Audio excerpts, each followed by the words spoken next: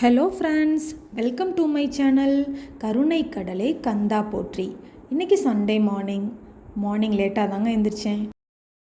Daily பசங்க காலையில் ஸ்கூலுக்கு போகணுன்னா ஆஃபீஸ் போகணும். ஸோ 5:30 எழுந்திரிச்சிடுவேன்.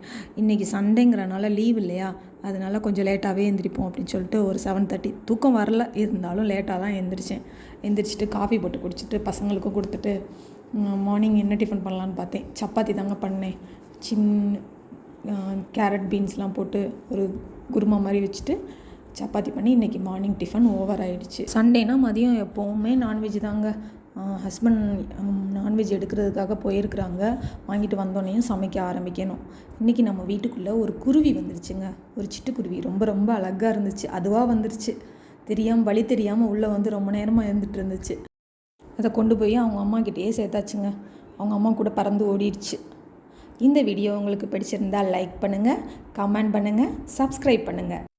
நெக்ஸ்ட் வீடியோவில் மீட் பண்ணுவோம். பாய்.